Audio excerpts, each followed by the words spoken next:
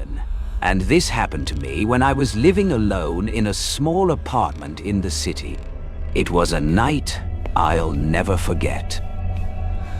I had just moved into the building, a modest place with peeling paint and creaky floors. Everything seemed normal until the first night I noticed the apartment directly across from mine. At first, it was nothing unusual. Windows, doors, typical city apartment life. But then I began noticing strange lights flickering at odd hours. Sometimes, the apartment would be completely dark, and suddenly a single window would glow with a dim, pale light. One night, around 2 a.m., I couldn't sleep. I went to my balcony for a cigarette. The street was quiet, and only the apartment across the street had the light on. I leaned on the railing, smoking, and noticed a man and a woman inside, standing very still, almost like statues. Their heads were close together, and I could faintly hear what sounded like whispering or muttering. I strained my ears, but it was hard to understand. Minutes passed, and their movements became strange. The man's gestures were stiff, unnatural, and the woman seemed frozen in place. My stomach twisted with unease. Something about them felt wrong. I blinked, and suddenly, the man's face caught the light in a way that made my heart stop. I could swear it was exactly like my own face. Every detail. Same eyes, same jawline. My hands shook. I told myself it must be a trick of the light, a reflection, or maybe just my imagination. But the feeling in my chest tightened. Fear, disbelief, and something darker I couldn't name. The woman suddenly moved closer to him, and I noticed she wasn't moving naturally. Her head tilted unnaturally, her arms stiff. My mind screamed that this wasn't real, and yet I could see every detail. I stumbled back from the balcony, my heart racing. I tried to call a friend, anyone, but my phone screen flickered strangely and then went black. For weeks after that night, I began noticing more things. Sounds from the empty apartment. Shadows moving behind the curtains, always when no one should be there. Sometimes, I would catch glimpses of the man across the street standing perfectly still, staring directly at me. But when I looked again, the apartment seemed empty. One night, I dreamt that I walked into the apartment across the street. The man approached me. I felt his eyes on me, and my own reflection stared back, but it wasn't me. My reflection smiled, a cruel, knowing smile that froze my blood. I woke up sweating, heart pounding, and for days I couldn't shake the feeling that someone or something was watching me. I decided to investigate. I spoke to neighbors, asking casually about the apartment. Everyone shrugged. "No one's living there," they said. "It's been empty for months." Empty? Then, who had I been watching that first night? I told myself it had to be a hallucination, stress, lack of sleep. I tried to ignore it. But the flickering lights, the shadows, the figure with my face, it didn't stop. One evening, I returned home late. The building was unusually silent. I stepped into the lobby and noticed a small envelope slid under my door. Inside was a single piece of paper. Written in neat, unfamiliar handwriting, it said, "You are not alone. I have always been here, waiting." I dropped the paper, my hands trembling, my mind erased. Could it be a prank? A neighbor with too much time? But the handwriting, it looked eerily like my own. That night, I couldn't sleep.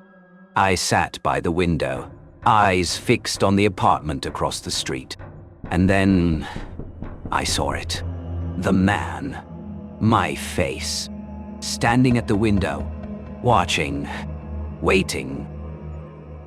I didn't dare blink. My mind was screaming, heart pounding, stomach twisting. And then the man raised a hand, pointing directly at me. Suddenly, my own hand rose on its own. I had no control. My body obeyed some unseen force. The man's lips moved, and I felt like I could hear him in my mind. "You belong to me." I collapsed onto the floor, shaking, unable to move. When I looked up, the apartment was empty. The lights were off. Nothing there but shadows. I tried to leave the building, move out, anything. But no matter where I went, I felt watched. Mirrors became my enemy. Reflections sometimes didn't match reality. My face in the glass sometimes smiled when I wasn't smiling. Weeks turned into months. Friends noticed I was pale, anxious, restless. I didn't tell them about the man across the street, the figure that was somehow me. Then one night, I received another envelope. Same handwriting. This one read, "Time is shorter than you think. Soon we will be one." I realized then that it wasn't just a hallucination. It was a warning, a doppelganger, something that was waiting for me, or waiting to replace me. I've moved apartments several times since then. Each time, I check across the street. Each time, I see the flickering light. Each time, I see him. My reflection. My double. Watching. Waiting. Sometimes, I catch myself staring into mirrors for hours, wondering if I'm really me, or if the man across the street has already started living my life somewhere else. I don't know if this will ever end. Maybe it's a curse, a psychological trap, or some strange cosmic joke. But I know this. The apartment across the street will always be watching, and so will he. And sometimes, late at night, when everything is quiet, I hear a whisper, faint but clear. "You're mine."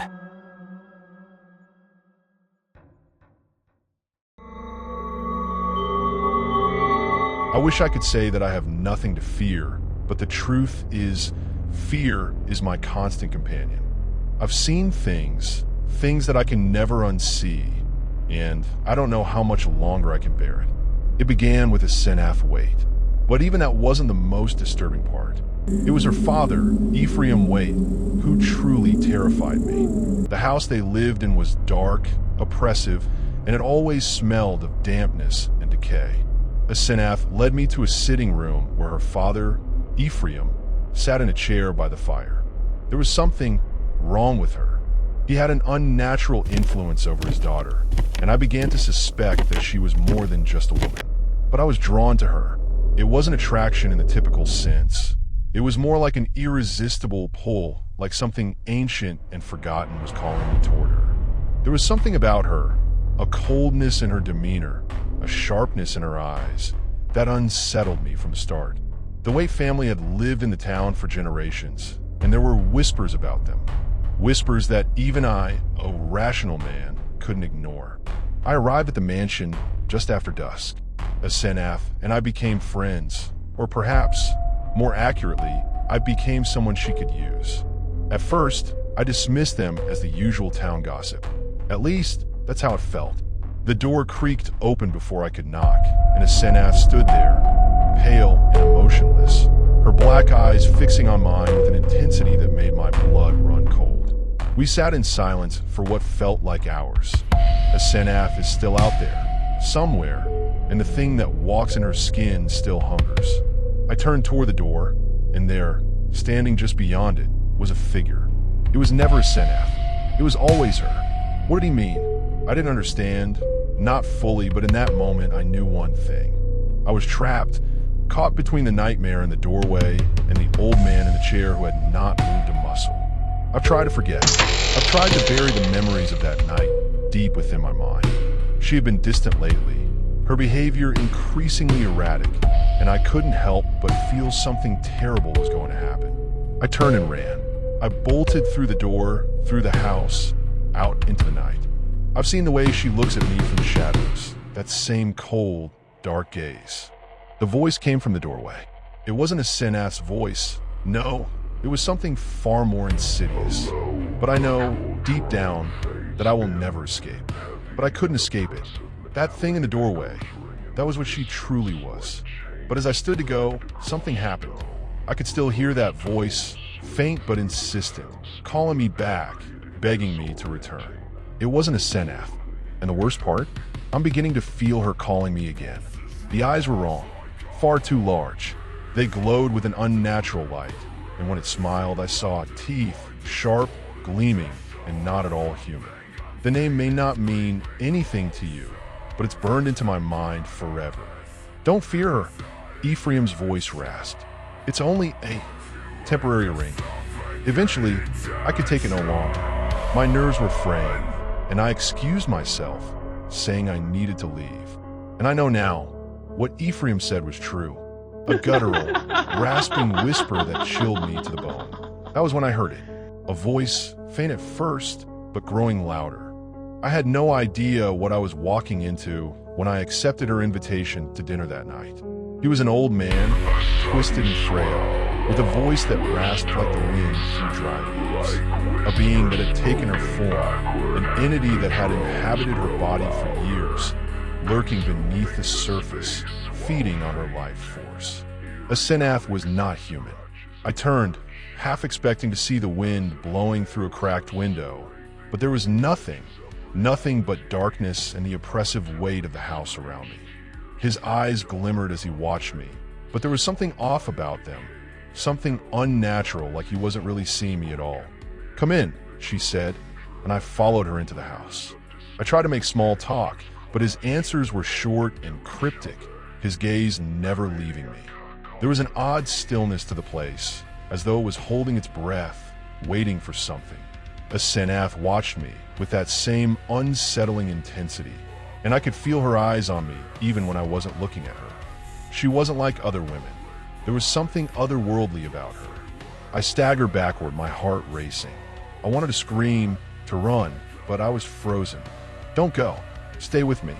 The door opened slowly, almost imperceptibly, and I felt a cold, suffocating presence. The inside was just as oppressive as the outside. Furnishings covered in dust, cobwebs in the corners, the faint scent of something metallic in the air. There were rumors that Ephraim was a scholar of forbidden lore, that he dabbled in things man should not know. The thing in the doorway was a grotesque mockery of her, a twisted, malformed version, its skin pallid and stretched over an impossibly thin frame. That is, until I met Asenath herself. She spoke in strange riddles, and her eyes, whenever they caught mine, seemed to peer into the deepest recesses of my soul.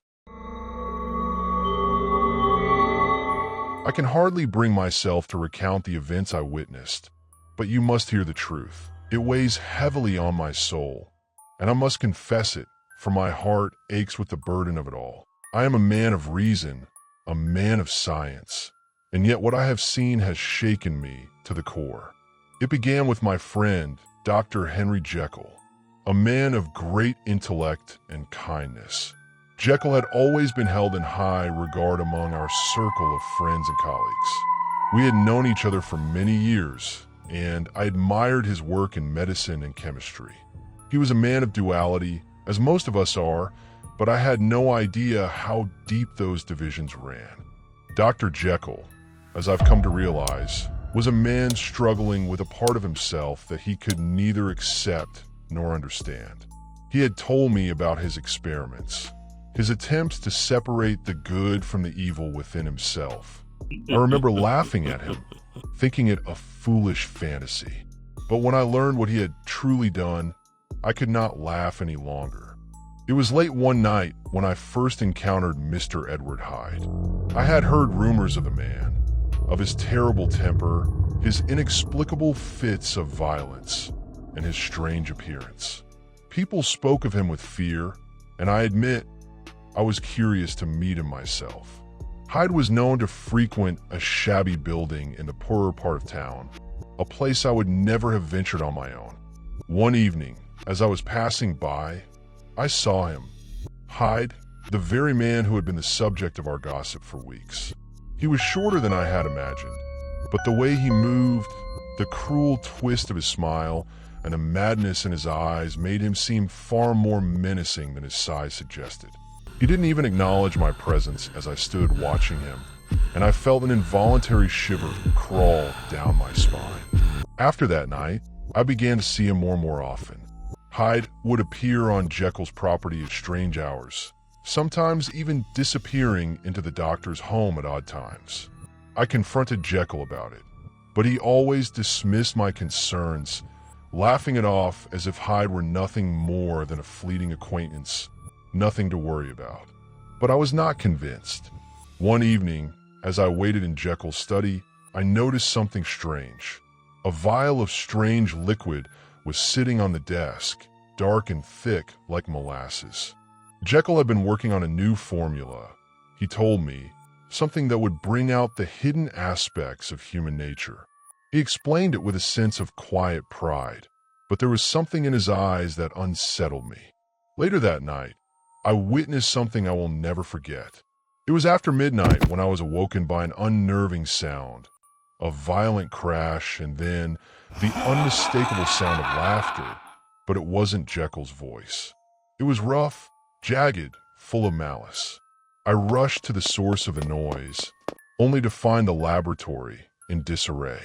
The vial shattered on the floor, its contents spilled across the marble tiles. But the most shocking thing was what I saw next. Dr. Jekyll, my friend, was gone. In his place stood the creature I had met before, Hyde.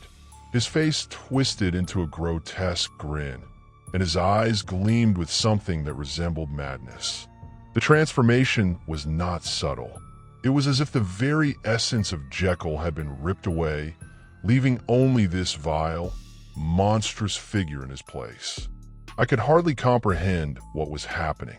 My friend, Dr. Jekyll, had vanished, and in his stead was this depraved individual who had terrorized the city.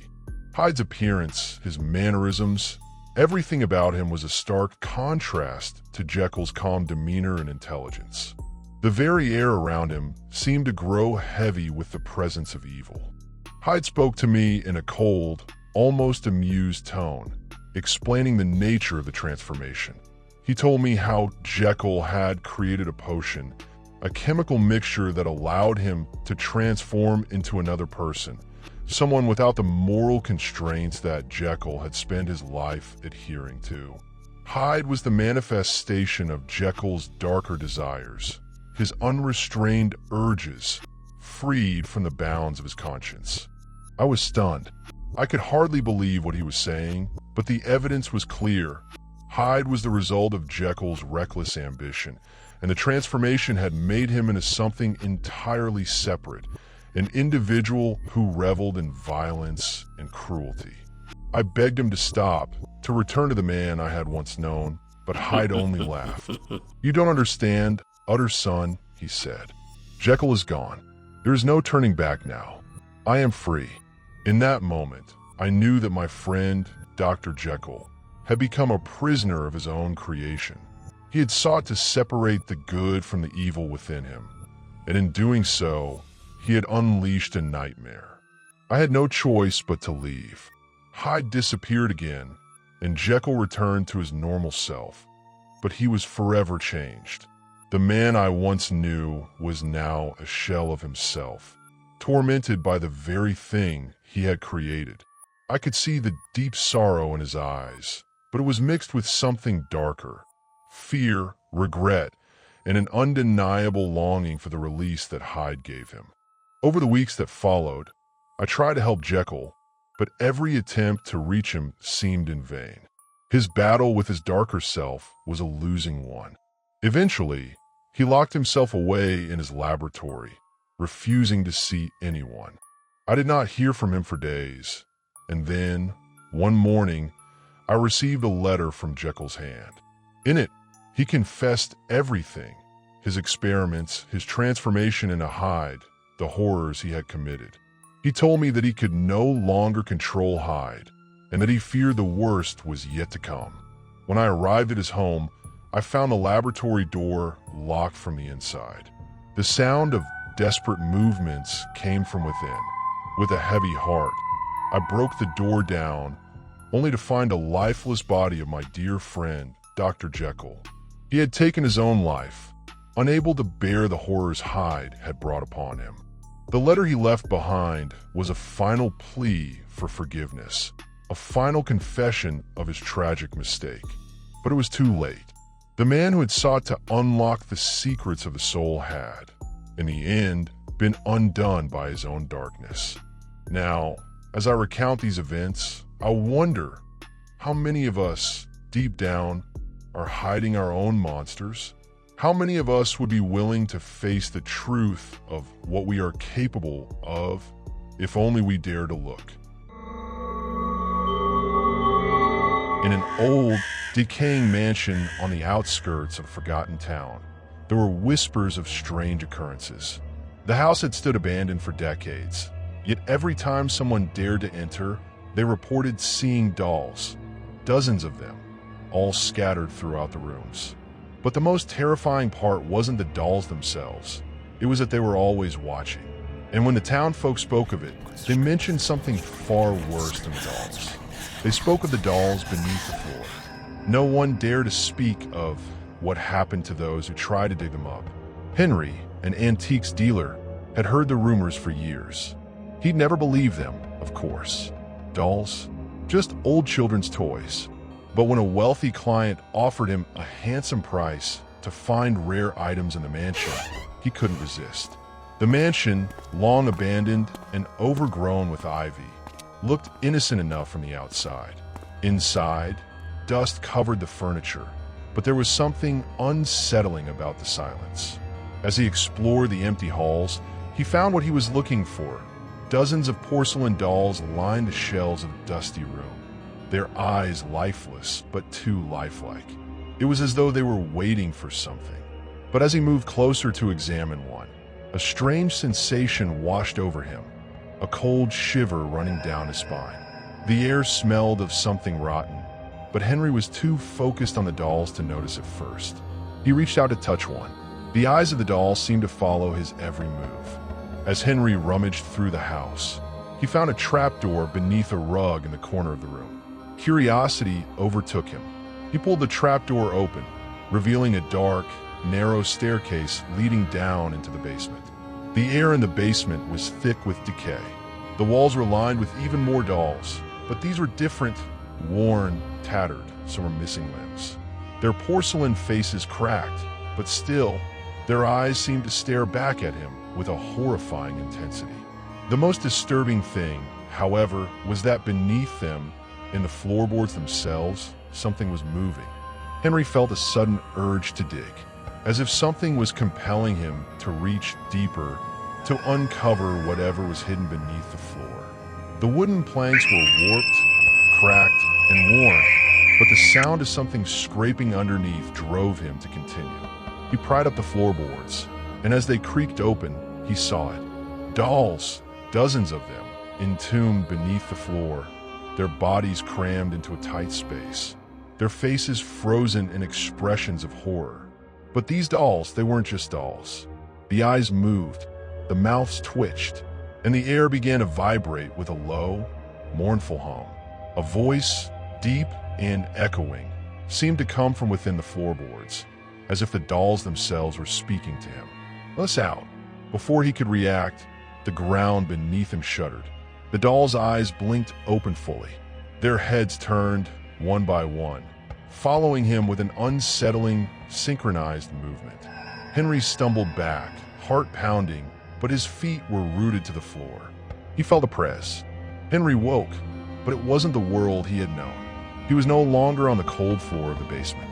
Instead, he found himself surrounded by dolls, hundreds of them, all lifeless once more, their eyes closed, waiting for the next unwitting soul. A whisper brushed against his ear, just barely audible, "You belong to us now." It wasn't just the dolls that moved. Henry's limbs twitched. He reached up to his face, and in the reflection of a nearby, cracked mirror, he saw it, the horrifying truth. He was becoming one of them, his body slowly changing into porcelain, the coldness creeping into his bones. His limbs stiffened, his skin turned pale and lifeless, his mouth barely able to form words. And then, the voice again, louder this time, "Now you will watch." Evelyn woke up the next morning in her nearby house, unaware of the horrific events that had unfolded in the mansion. But she couldn't ignore the strange feeling that something was wrong. She looked outside, and as she gazed across the hill, she saw it. The dolls, hundreds of them, standing perfectly still in the windows of the mansion. The wind whispered softly through the trees, and with it, she heard a faint voice, distant and haunting. "Let me out." The dolls wait, always waiting, hungry for new souls.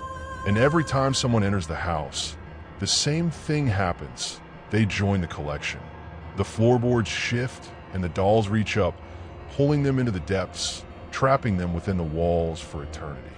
The town will never speak of it, but the whispers can still be heard in the wind, begging for release. And once you've entered, you will never leave. A few years back, when I was still a teenager, my best friend Daniel and I were just a couple of broke high schoolers trying to make ends meet. So when we heard old Mr. Whitaker was looking for help cleaning out his massive estate just outside of town, we figured, why not? He was an odd figure. When we met him, he wore thick gloves, even in the summer heat, and spoke in clipped, almost rehearsed sentences. Still, he offered us $100 each per week, cash, just to dust, sweep, and clean out the house room by rooms. Seemed like a dream job. It wasn't. The house. From the outside, the house looked like something out of a forgotten century. Towering and covered in tangled ivy, its windows dark and lifeless. The front gate groaned like an animal in pain every time we pushed it open. The garden was wild, overgrown, and oddly symmetrical, as if it had once been beautiful and someone had tried and failed to keep it from dying. The first time we stepped inside, something felt wrong.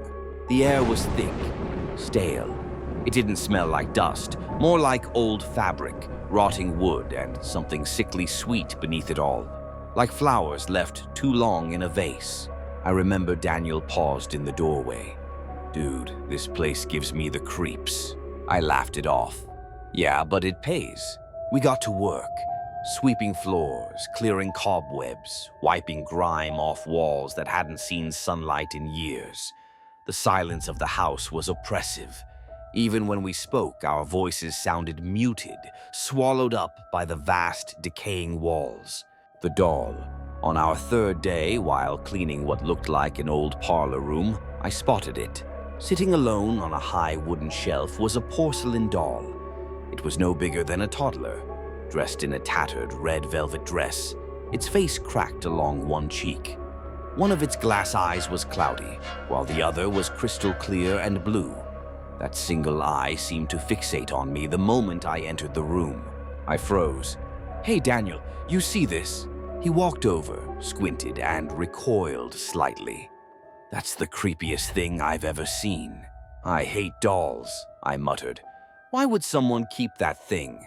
We left it where it was, not wanting to touch it. But after that day, things started changing. The whispers and shadows. The first sign was the whispers. They started soft, just at the edge of hearing. At first, I thought they were drafts through the old vents. But no, these whispers had rhythm, words. They sounded like a child singing a lullaby in a language I didn't understand. Daniel heard them too. One afternoon, while mopping the hallway outside the parlor, he suddenly dropped the mop and turned pale. "What?" I asked. He stared into the shadows near the stairwell. "Something just laughed." I listened. "Nothing. You're messing with me," I said. But then I heard it too, a low, breathy giggle that echoed through the walls, and the air turned cold. I mean winter cold. Our breath began to mist in front of our faces. The next day, Daniel showed me scratches on his back.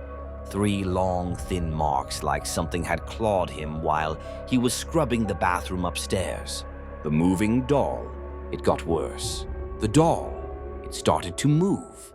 At first, we thought we were imagining things, but on multiple occasions we found it in different parts of the house, even though neither of us had touched it. One morning, it was sitting in a rocking chair in the upstairs hallway. The next on the piano bench in the music room. Once, it was perched at the very top of the staircase, facing downward as if watching us. I tried to laugh it off, tried to rationalize it. "Maybe Mr. Whitaker's messing with us," I suggested. "He's old, maybe he thinks it's funny." Daniel shook his head. "He hasn't even been here since the first day.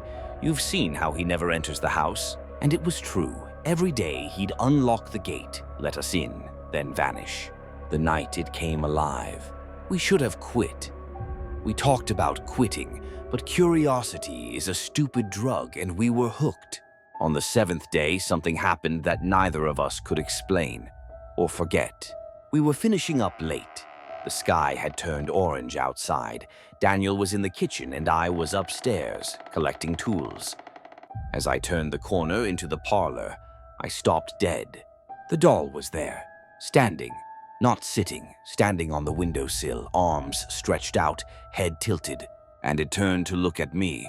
I screamed. Daniel came running, and when he saw it, he screamed too. And then the lights flickered, the walls groaned, the temperature dropped instantly. And from behind us, we heard footsteps, slow, dragging steps, like bare feet across wooden floors. We turned. Nothing. Then came the voice. A child's voice, soft and broken. "You shouldn't be here. Mr. Whitaker's return." We ran, or tried to. But the front door slammed shut and wouldn't budge. Daniel was banging on it when Mr. Whitaker finally burst in through the back, his face pale, eyes wide. He was carrying a small wooden box and a black vial of liquid. "Where is it?" he hissed. "Where's the doll?" We pointed. It was now seated calmly in the middle of the room, its eyes dark and hollow. Mr. Whitaker stepped forward, uncorked the vial, and poured the thick black liquid over the doll's face. He chanted in a language I'd never heard, harsh, guttural, ancient. And in the shadows of my room, just for a second, I see something small, something wearing red velvet, watching.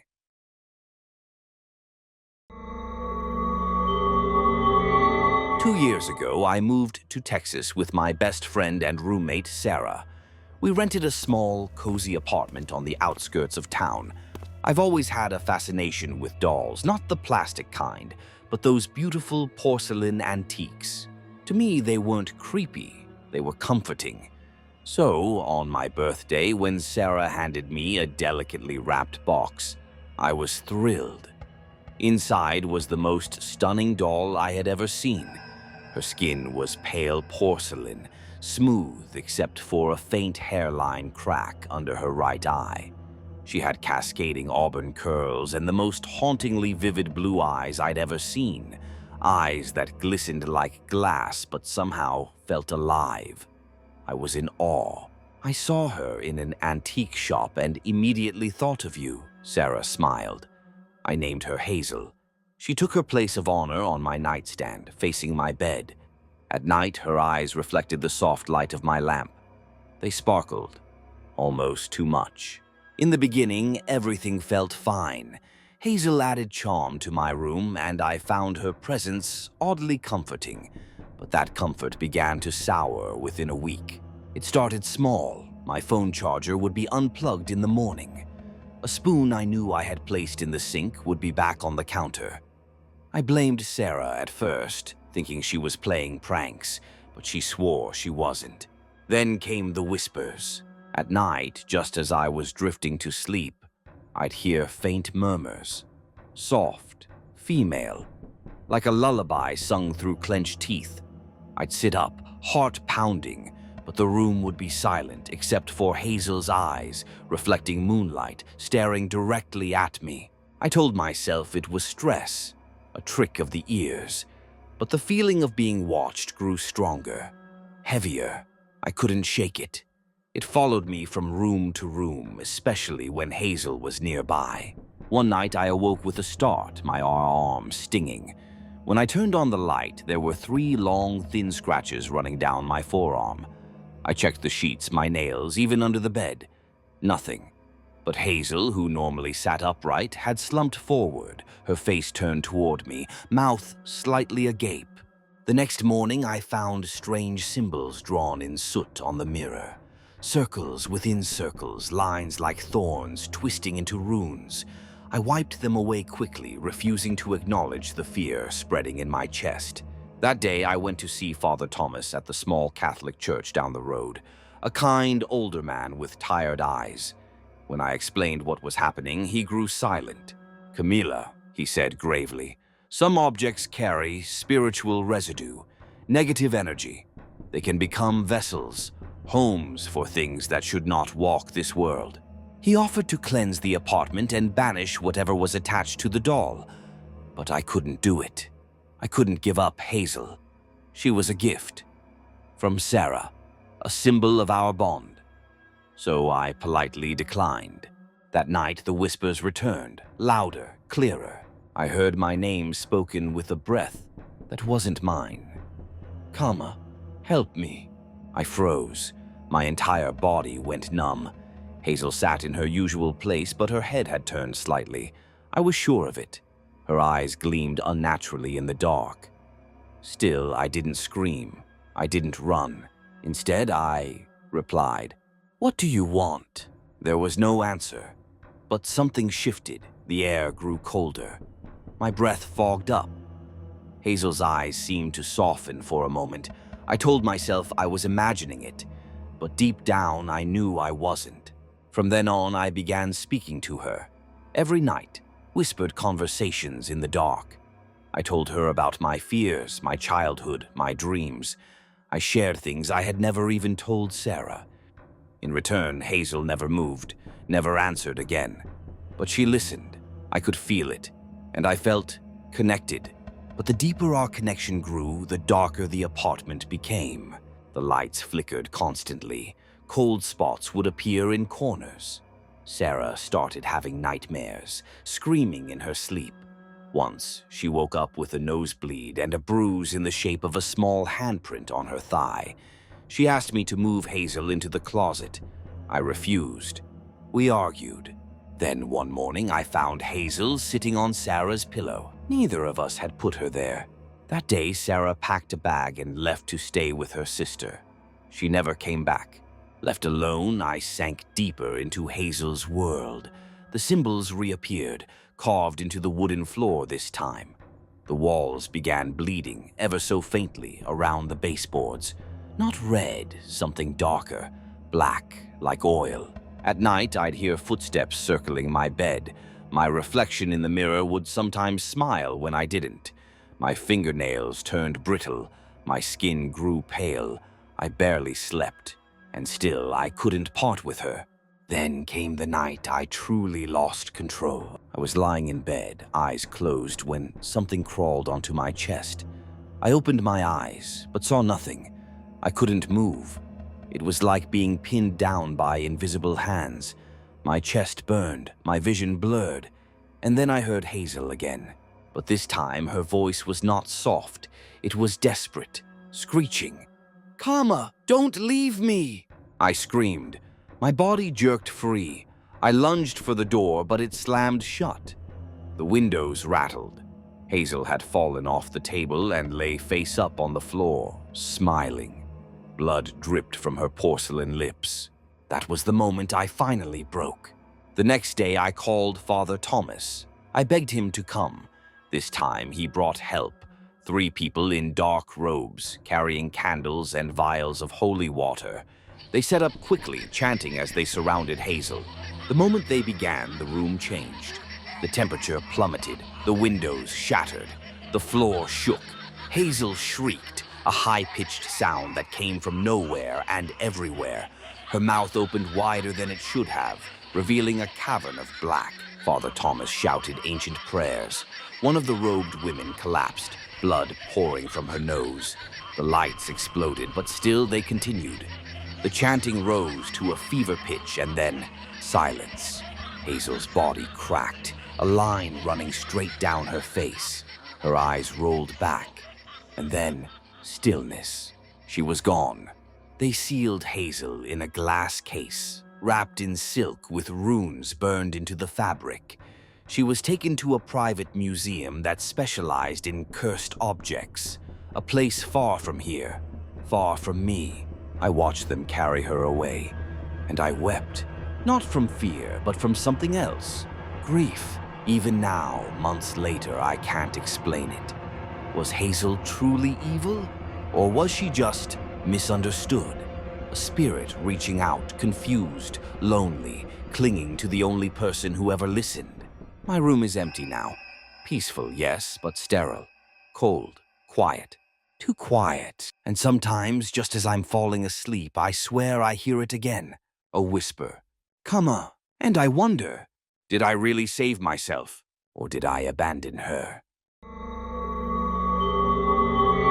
Julie is a 21-year-old woman living in San Francisco, a college graduate with a good degree but struggling with a low-paying office job at a small consulting firm. She is smart, ambitious, but weighed down by financial burdens, tuition debt, supporting her family. The dream of a university lecture hall in Canada, of white snow and a bright future, seems too far away. The burden of tuition debt and the desire to support her parents makes her feel suffocated. She realizes that with her current salary, that dream will always be just a dream. That night, in her small bedroom, Julie surfs the internet and stumbles upon articles about girls earning thousands of dollars a month from OnlyFans.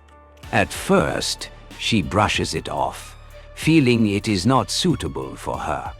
But then, the images of bills, debt figures, and worried faces of her parents appear again. After a fierce internal struggle, she took a deep breath and made a decision. It's just temporary, she told herself. Just enough money to support my dream.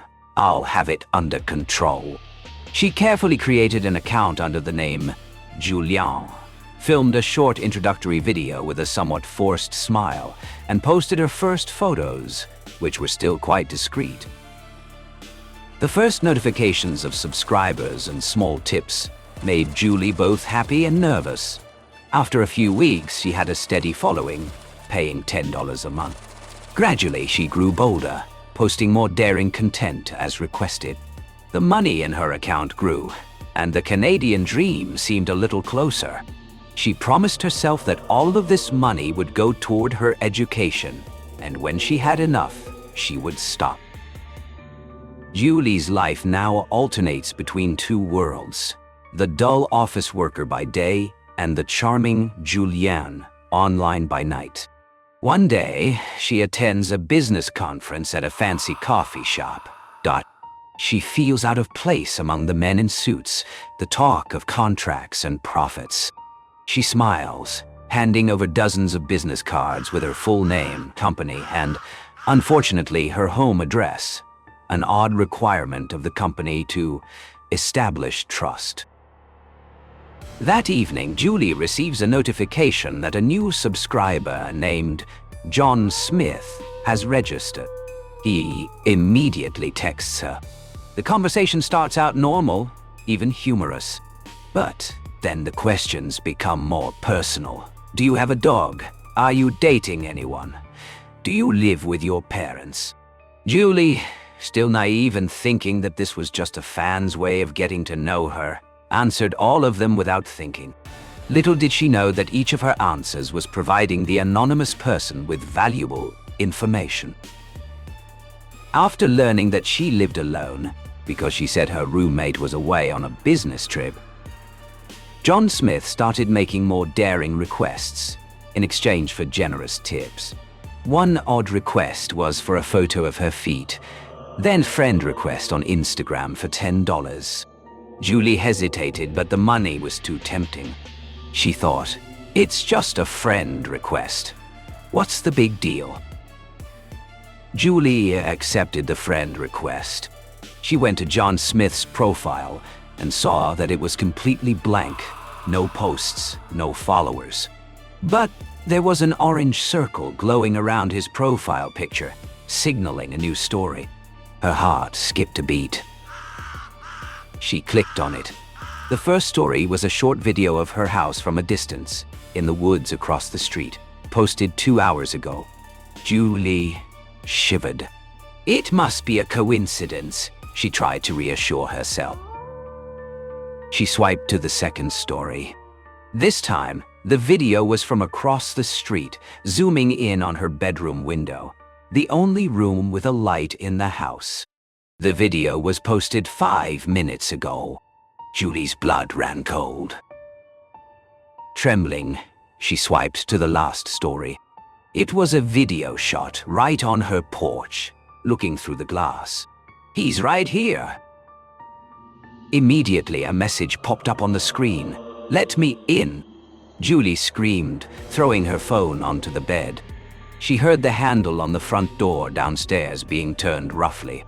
She dashed out of the room, locking the door behind her, her hands shaking. She called her father. Her voice was lost in sobs. Her father, who had been enjoying the trip, suddenly became serious, ordering her to call the police and find a place to hide.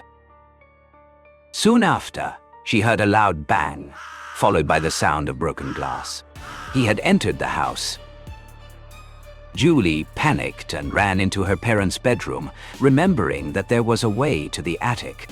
She heard the stranger's heavy footsteps coming up the stairs, and he called out Julian in a creepy voice. She quickly pulled down the attic ladder, climbed up in the dark, and pushed it up with all her might, slamming the door shut as soon as he burst into the room. Julie lay huddled on the dusty attic floor, holding her breath as she listened. He was rummaging around, breaking things. A moment later, she heard police sirens getting closer. The intruder ran away. By the time the police and her parents arrived, the house was in ruins. The police found traces of chloroform on the broken living room window. It was then that Julie remembered the business card she had given to dozens of people at the conference. Her stalker, who knew she lived alone and didn't have a dog, was one of them. Julie deleted her OnlyFans account and all her social media. The money she had made now only brought back horror. She decided to move to another city with her sister. Although the stalker was still at large, her life had changed forever. Julie got in the car with her sister, heading to a new place. She still occasionally startled and looked back, the haunting image of the faceless man in the blue shirt still there, a bitter reminder of the price she paid for her dream. Meera Kapoor lived with her parents in a lavish apartment in Mumbai. Her appearance had changed drastically over the last few weeks. Her skin had lost its glow, her cheeks were hollow, and her eyes were sunken as though every drop of life had been drained from her body. Her mother, Nandita, could hardly bear to see her only daughter in this condition. Every night she sat by Meera's bedside, silently weeping, praying for her recovery. Meera was adored by her colleagues, her neighbors, and her extended family. No one could imagine what misfortune had suddenly struck her. It had started innocently. First, a low fever, then recurring headaches, and within a month, Mira was bedridden, slipping in and out of consciousness. She had been taken to some of the best hospitals in the city, yet her condition worsened day by day. To make matters more devastating, her wedding was only weeks away. Seeing her condition, her fiancé's family broke off the engagement. The Kapoors, desperate, invited a priest to conduct rituals in the home. But instead of improving, Mira's state took a terrifying turn. Late one night, the household was startled awake by a chilling scream. Rushing to her room, Nandita and her husband, Raghav, found the lights flickering and the room unnaturally dark. Mira was clawing at the wall with her bare hands.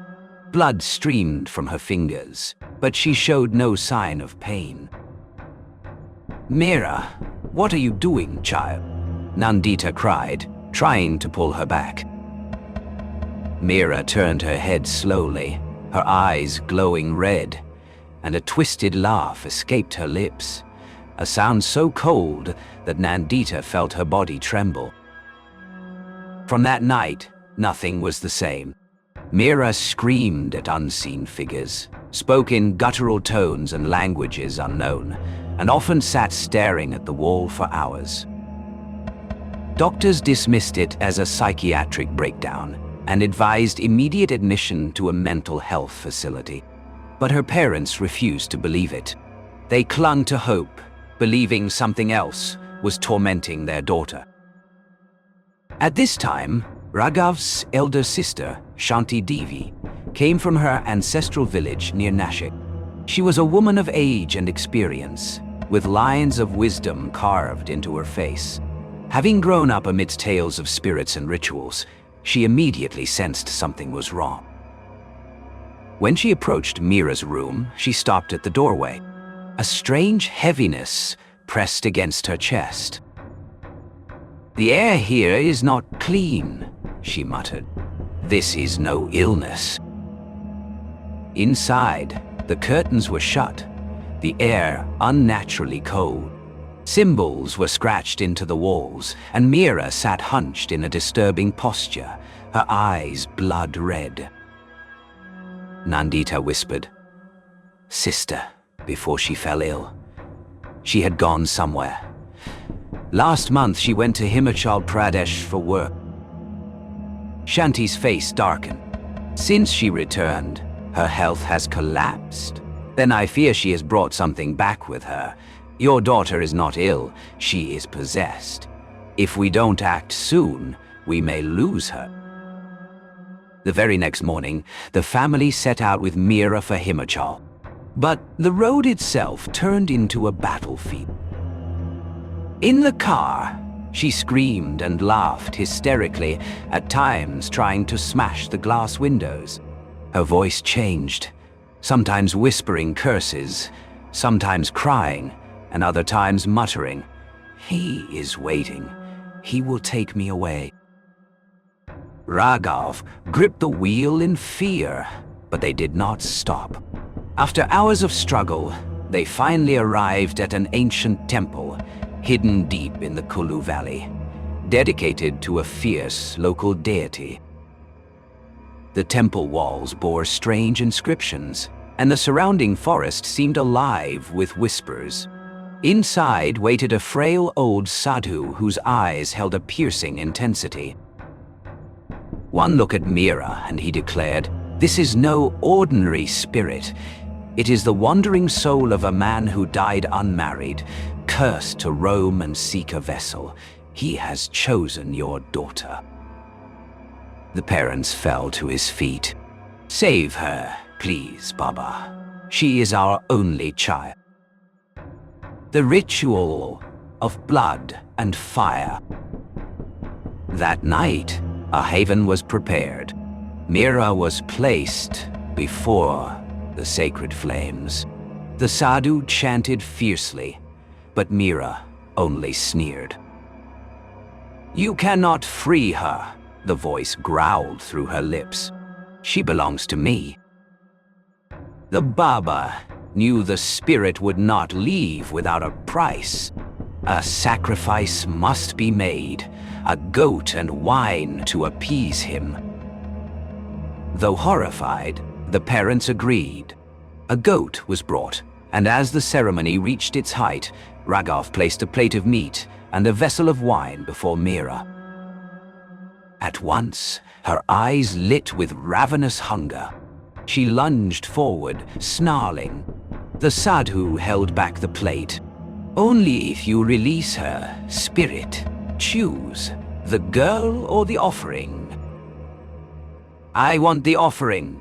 Then I will leave her body, the voice growled. The sadhu pushed the plate toward her. Mira tore into the meat like a starving beast, devouring every piece until she collapsed unconscious. When she awoke, she was herself again, weak, frightened, but free. Back in Mumbai, Mira slowly regained her strength, but Nandita's mind was unsettled. She had to know how this began. Reluctantly, Mira recounted the trip. She and her colleagues had gone trekking. Her friend Ria led her deep into the woods for photographs. But then, Ria disappeared. Alone, Mira had heard a strange voice. A shadow appeared before her. After that, nothing. Suspicious, Nandita confronted Ria. At first, Ria denied it, but soon her face twisted into a cruel smile. Yes, I left her there. I was sick of Mira. Everyone adored her. The boss, the team, even the man I loved chose her. That forest is cursed, and I knew the spirit would take her.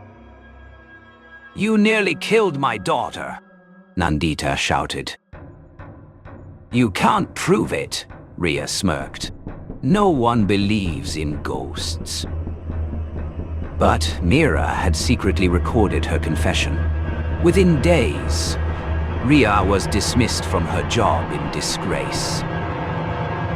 Years have passed, but Mira still struggles with trust. She fears friendship, for betrayal hides behind smiling faces.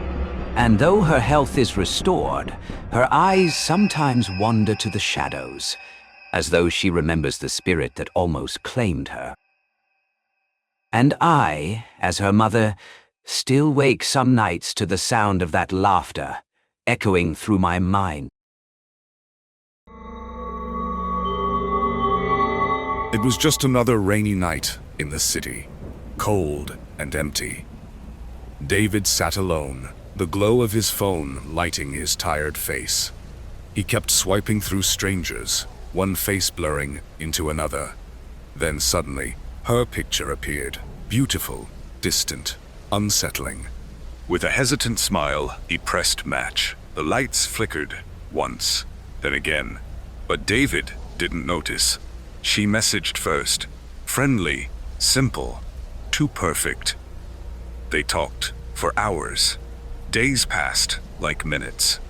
Her profile changed, now only the eyes remained, staring like this. He sent a selfie. She replied with only a smiling emoji.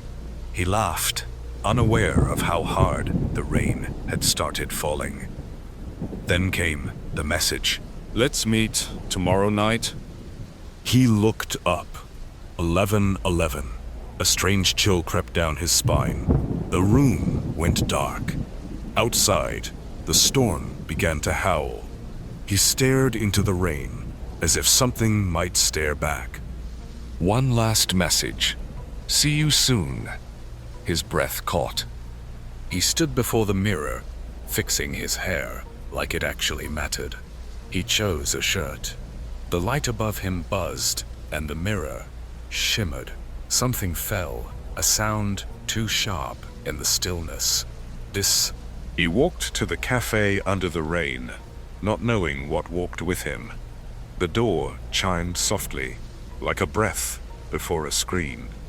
He waited. Minutes dragged like hours. The ticking got louder. A shape formed outside the fogged glass, unmoving. She entered without a sound, eyes locked on his. The cafe light bent oddly around her skin, like it avoided her. Her smile widened. Her eyes didn't blink. In her pupils, he saw himself, smaller, distorted. He greeted her with a smile that didn't reach his eyes. Her hand met his. It felt like touching winter itself. They sat together. The silence filled the room like water. He talked to stay human. She nodded to stay convincing. Her stare was endless. Her eyes didn't need to blink. He looked away, heart pounding louder than the rain outside. The lights dimmed. The world drained of warmth and color. Her drink sat untouched, but the face in it wasn't hers anymore. They stepped into the rain. He offered the umbrella. She didn't need it. Water slid off her, untouched, as if it feared to stay. He spoke nervously. She walked in silence, too quiet, too still. Back home, the hallway lights blinked, like something was trying to break through.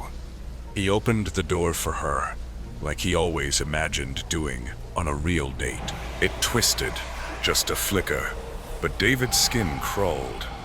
He filled a glass, hands shaking. She hadn't moved since stepping in. He held the glass out. Her eyes were fixed on nothing, or everything. Her shadow peeled from her feet for a second, and then snapped back. He stared. Her nails, they were growing. He swallowed hard, smiling like it was all fine. Her face turned toward him. The smile widened, wider than skin should allow. Darkness, then light, and she was right there. He stumbled back, breath catching like it hit a wall. Her hand scraped across the floor, a sound like metal on bone. His phone buzzed. The selfie he'd sent was wrong now. His vision blurred. The room tilted like it was sinking. She leaned in, whispered gently, "You live alone, don't you?" His eyes widened, realization blooming like ice in his chest. The clock ticked slower, each second stretched like something trying to escape it. Her face cracked wide open. Black eyes, splintered skin. Time reversed. The clock spun backwards, erasing logic with every tick. He tried to crawl away. Something pulled him back, something not bound by flesh. Lights flickered violently, like the room couldn't decide what was real. She climbed over him, not walking, but folding, like a nightmare taking shape. In his eyes, her true form was revealed, and it had no mercy. He screamed, but silence held him tighter than any hand could. Reality cracked, walls bent, the air itself trembled with something ancient. Then, nothing. The room was empty. David was gone. Security footage showed him, laughing, talking to no one. Each time the light blinked, she was closer, until she wasn't there at all. His laptop blinked, again and again. Do you see me? From his phone, fingers stretched, long black, seeking him. David vanished. Only his phone remained, buzzing like it still had something to say. The room sighed into silence, as if he'd never existed. Through the window, a soft red glow pulsed like a dying heartbeat. Her face flickered through screens, searching, hunting for the next match.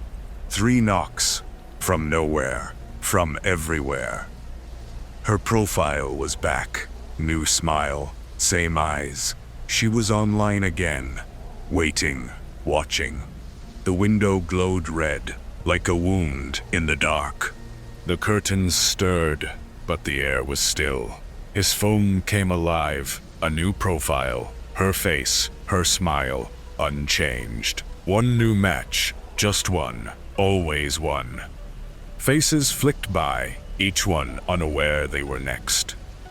A cheerful message. Hi there, Saul. Wanna meet tonight? Ooh. The smile twitched, then blinked, as if aware. From the shadows, the tapping began again. Soft, steady, closer. Long black nails scraped across the floor beneath the silence. David was gone, but the cold remained. Look closely. It's not David she's watching now. It's you. Your turn. Knock, knock, knock, knock. You matched.